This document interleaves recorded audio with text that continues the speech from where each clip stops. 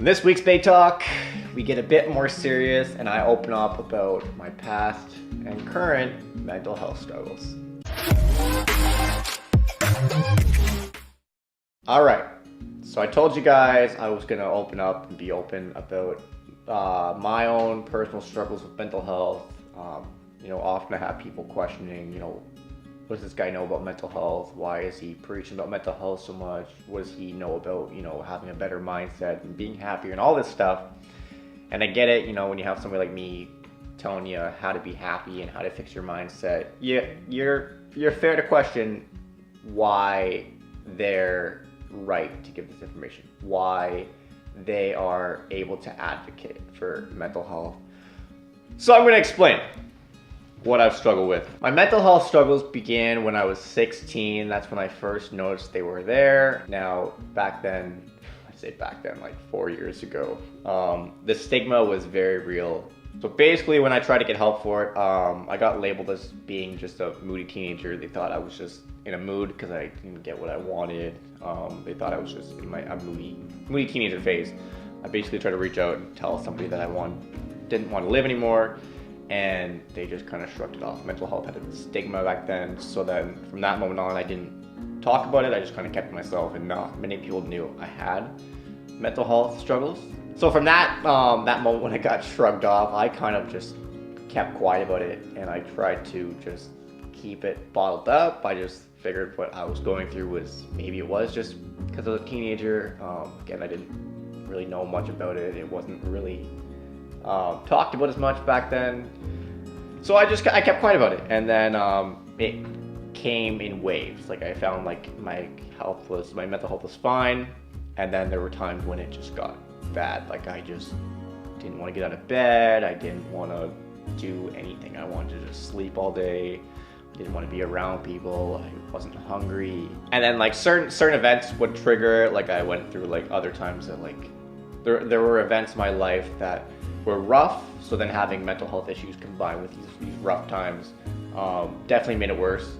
When I came to university, that's when I saw the waves get more predominantly worse, because there were times when I would be completely fine, and then one day I would just wake up and I'd be like, I don't want to go to class today, and I would sleep all day, and I'd be like, I'm not hungry, and I wouldn't eat. And for me not to eat, for somebody like me who loves food and the amount I normally eat, that was a red flag.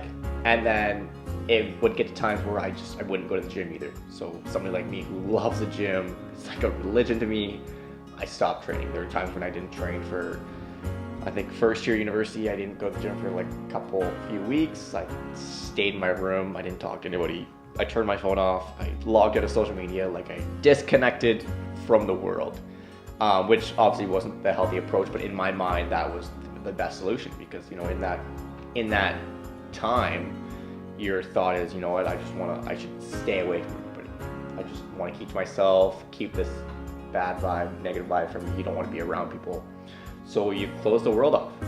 And that's what I did. And then it happened again last year, second year university, but it was way worse. So in the sense that like I locked myself in my room, I disconnected from social media. I was away from the gym for much longer, like months. I wasn't really eating as much, or if I was eating, it was like I wasn't on my diet. Like I barely ate, I barely slept. There were times when I went 3-4 days without sleeping. I just couldn't sleep. I couldn't sleep, or I slept all day, as one of the two. I didn't go to any of my classes, and it was rough.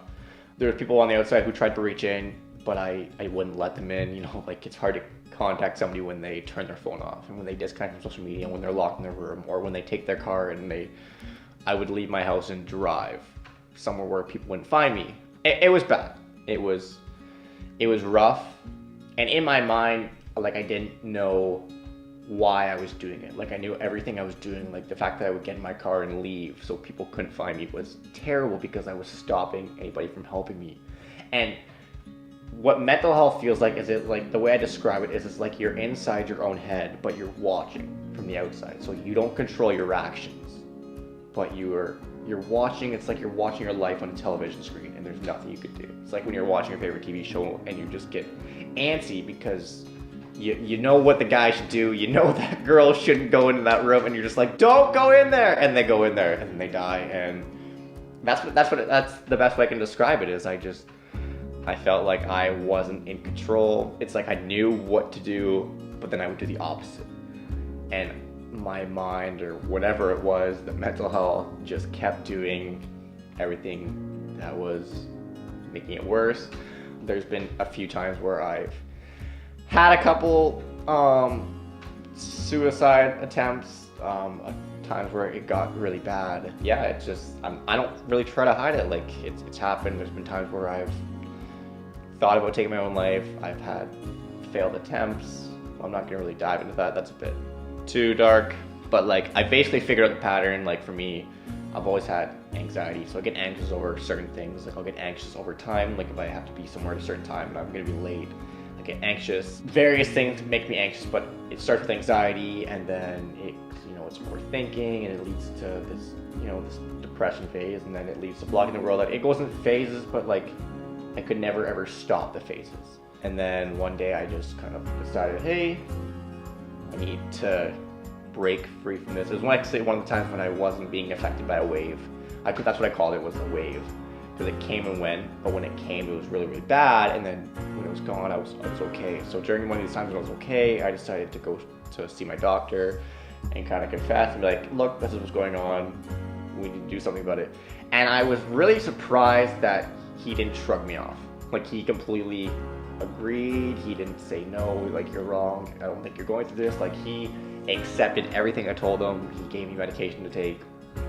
So I currently take medication to help the mental health, to help like the anxiety and help the depression. And that was also like that moment when I went to see my doctor, was when I decided that I need to change my mindset, because I realized it wasn't doing anything for me by staying locked away in a room. And like, yeah, like it affected those around me. Like they would be upset to see me going through that, but at the end of the day, it was me who had to deal with it. Like, I thought about, if that went on for the rest of my life, I would just be wasting my life. There would be no point. And I realized that if I wanted to change, then I had to make the change, and I had to change my mindset. And I started watching a few motivational videos. I started looking at influential people, and I started adapting their mindsets. So like I watched, people like Gary Vee, Tony Robbins, like influential people like that, and I just took their mindsets and mashed into mine. And then I kind of like started creating my own manifested mindset from it. And then I just realized that like, that's where I came up and realized that everything was perspective. That's, I talk about that a lot. Perspective. And I realized that my happiness was in my hands. And that's kind of when it changed. I still have, I still get anxiety all the time. I don't have as many, or I haven't had any big waves lately, but I've been really focused on just being positive. I smile every day. I'm prioritizing my sleep. I'm putting myself first now, because I don't want to fall back down that road. Like, I don't want to go back. Like, I know what that was like, being up all night. Like, I just remember those feelings. And I know how it feels to get really, really low, where you're like, you know what? I don't think I can live anymore.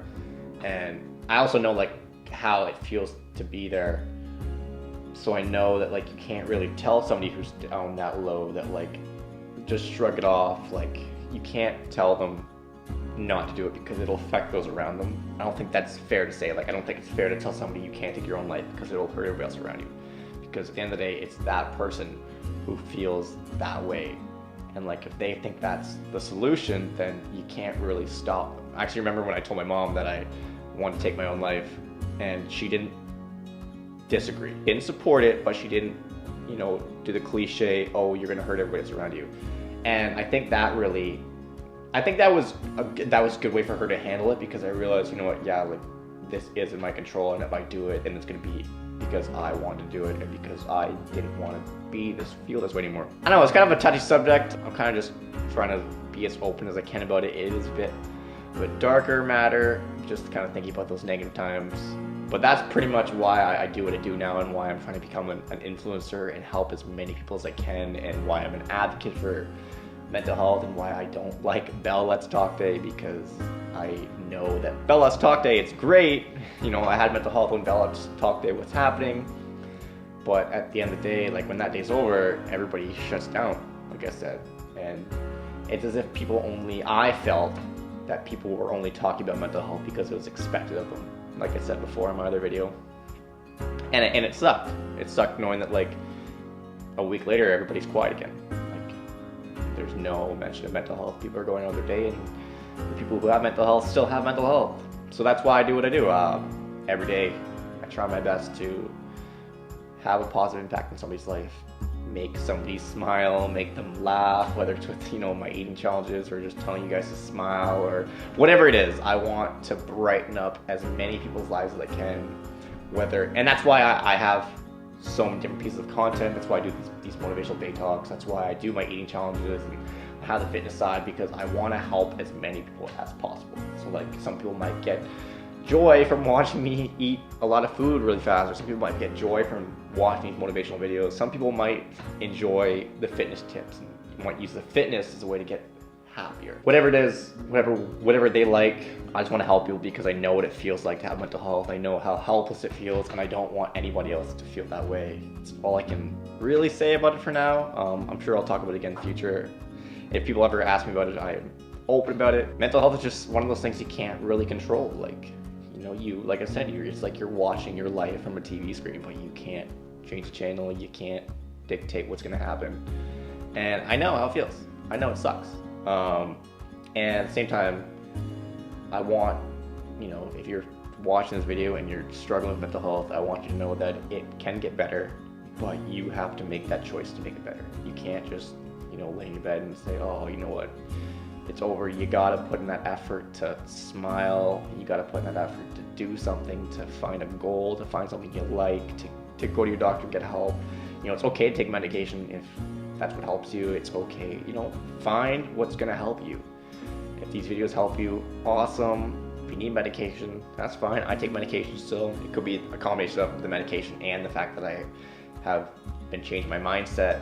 But whatever it is, it needs to be you. You need to be the one who makes that decision to change something. You need to make yourself happier. You need to find a way to live a happier life. Whether it's, you know, getting involved in fitness or getting involved in some other sport or having some other goal. Whatever it is, it starts with you. Pretty much all there is to it.